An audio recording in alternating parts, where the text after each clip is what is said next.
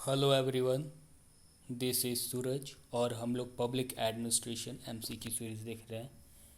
इस सीरीज़ में हम लोग ऑलरेडी 102 लेसन्स कंप्लीट कर चुके हैं और इस वीडियो में हम लोग लेसन 103 देखेंगे from question number 551। In this lesson we will cover about 10 questions. So let's start from question number 551। Question is maturity continuum concept is given by which of the following scholars? Maturity continuum concept ये किसने दिया था? Option A Rensis Likert, option B Chris Argyris, option C Tom Harris और option D Kurt Lewin. तो ये जो maturity continuum concept है ये दिया था क्रिस आर्गेरिस ने। Chris Argyris gave maturity continuum concept. So इस क्वेश्चन का करेक्ट ऑप्शन होगा option B. Next question is Which of the following is true about the two-factor theory of Herzberg? Herzberg का to factor theory के बारे में कौन सा correct statement है ये बताना है। 1. Challenging work and recognition are motivators. 2. Job security is a hygiene factor. 3. Absence of achievement need does not appear to lead dissatisfaction. 4. Satisfaction and dissatisfaction are independent. Correct code को चुनना। Option A 1 and 2, option B 1, 2 and 3, option C 1, 3 and 4 और option D 1, 2, 3 and 4 यानी all of this. तो जो correct option है इसमें वो होगा ऑप्शन ए 1 and 2। तो what are the true statement about two factor theory of Herzberg?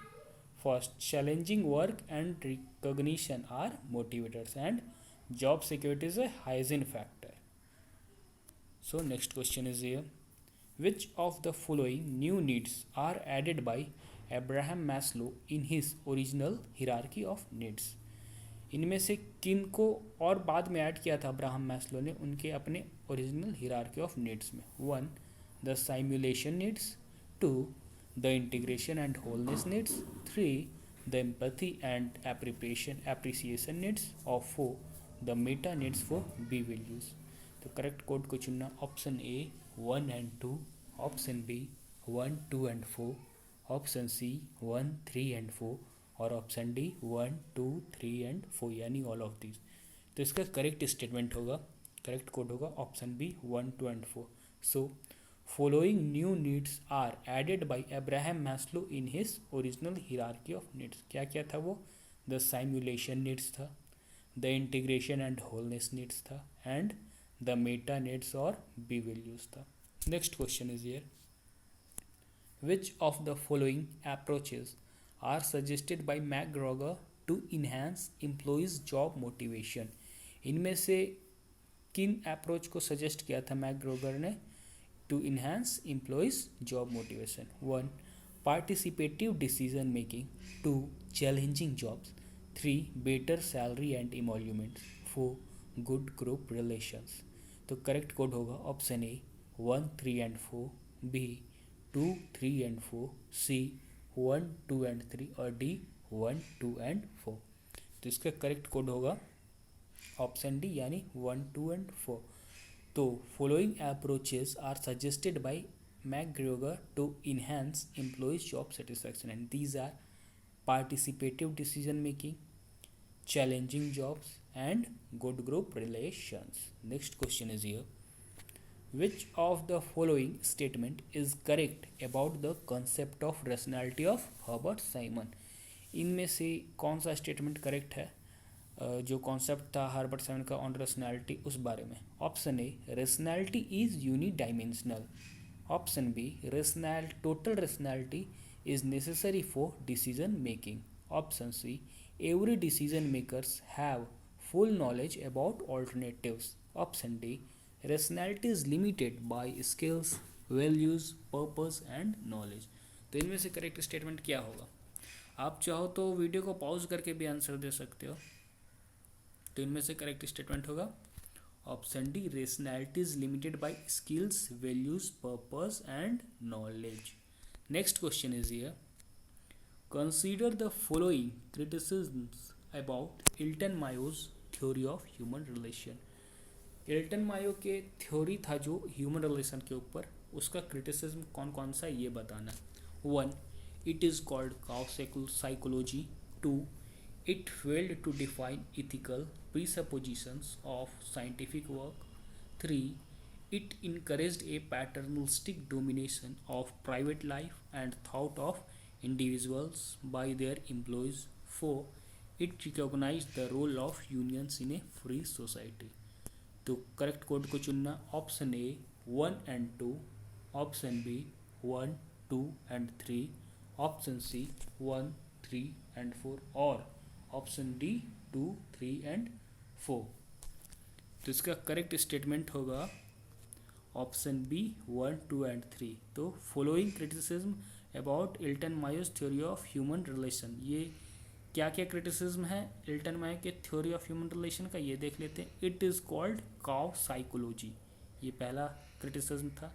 It failed to define ethical presuppositions of scientific work and it encouraged a paternalistic domination of private life and thought of individuals by their employees। तो ये criticism था Elton Mayo के theory of human relations का। Next question is ये, which one of the following factors according to Fesler does not govern the decision of central authority to make its field agencies centralized और decentralized. ये जो question है कुछ बीच में मैंने प्रीवियस ईयर क्वेश्चन भी इंक्लूड कर दिए हैं नेट के लिए, तो ये सब जरूर आप लोग देखिएगा, काफ़ी फ़ायदेमंद होगा ये आपके लिए। Option A financial factor, option B administrative factor, option C external factor और ऑप्शन डी फंक्शनल फैक्टर। तो इस क्वेश्चन का करेक्ट ऑप्शन होगा option A financial factor.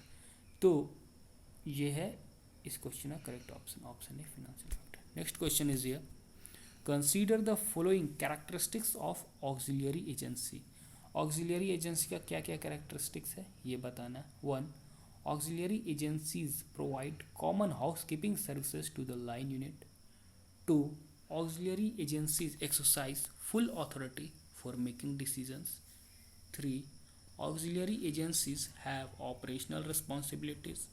4. Auxiliary agencies basically perform services common to departments। Correct code को चुनना है। Option A 1 and 2, option B 1, 2 and 3, option C 1, 3 and 4 और option D 1, 2, 3 and 4 यानी all of this.